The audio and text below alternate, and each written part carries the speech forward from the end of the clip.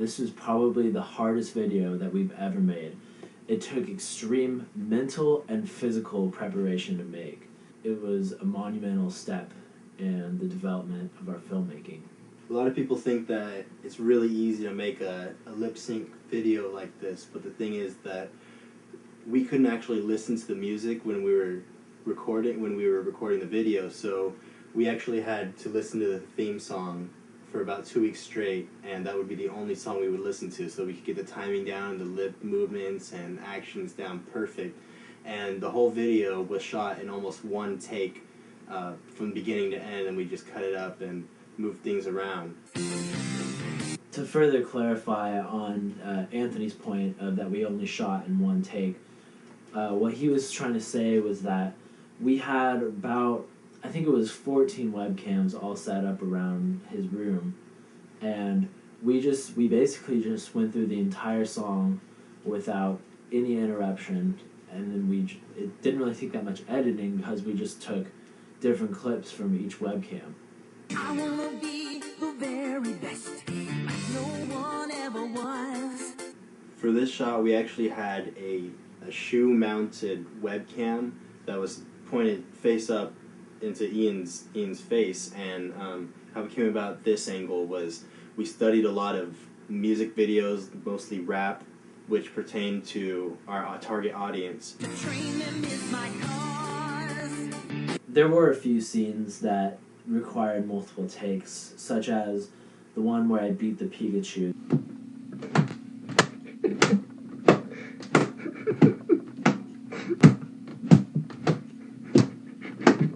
That one actually took, I think it was around 2 hours just for that small shot, because we wanted a specific amount of hits on the Pikachu, and then we wanted him to fly up in the air. We just needed it to be exactly perfect because we wanted the Pikachu to have some, sort of like a character.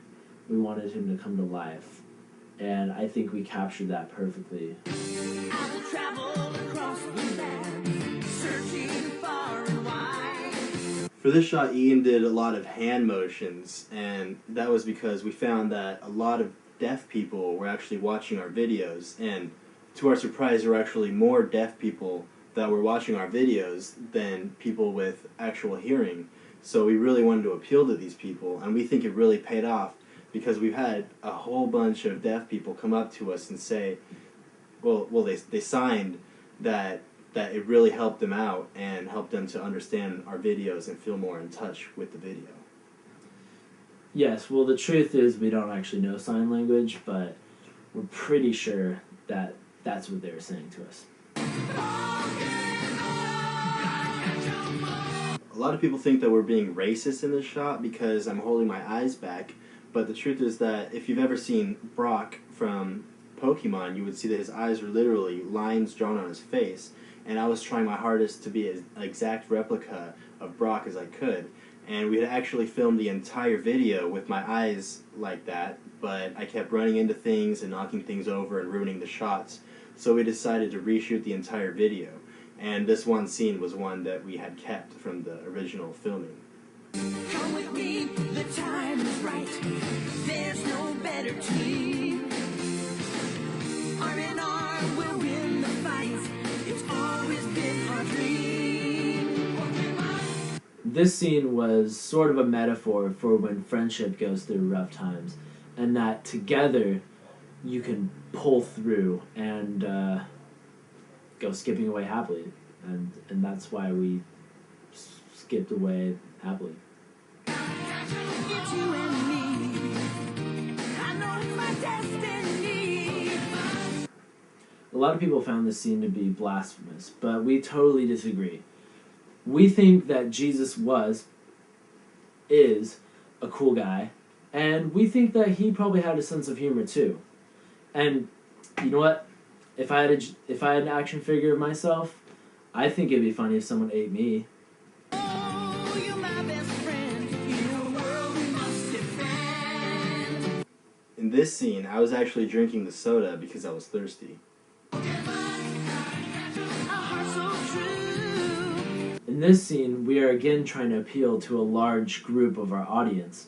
which just so happens to be the Lukitiki tribe in the Kalahari Desert in the southern region of Africa. And they actually don't have a civilized form of communications right now. They're still communicating with their belly buttons. So by doing this, we appealed to them, and we received a mass amount of views from the Lukitiki tribe. Actually, as a matter of fact, about half the views that the Pokemon video has on YouTube are probably the Lukitiki tribe. They just love it.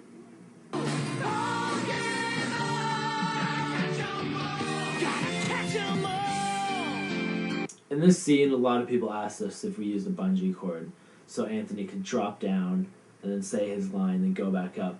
And the answer is yes, we actually did.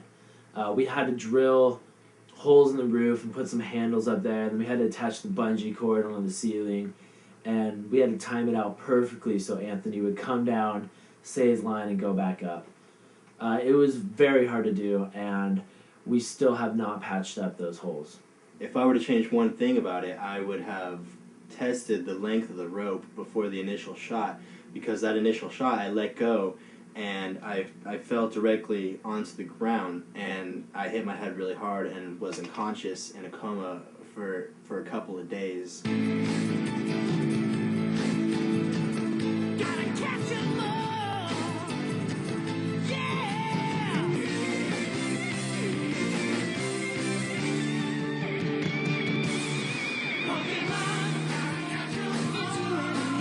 For a few days, I walked strictly on all fours so that I would know exactly how a Pokemon would actually behave who walked on all fours. So when we filmed this shot, I was completely ready, and I think that it turned out exactly how a real Pokemon would act in that kind of situation. I know it's my destiny. Oh, you're my best friend. In a world we must defend. Pokemon. Well, we were looking through these ads, and we saw this Pokemon card game tournament. And the grand prize was that Pokedex that you see in the video. And we were like, oh my god! If we get that Pokedex, that will make the video. So after many weeks of training, we entered the contest, and we won. So, without the Pokedex, I don't think this video would have been, this film, this greatness of a film, would have been anything at all.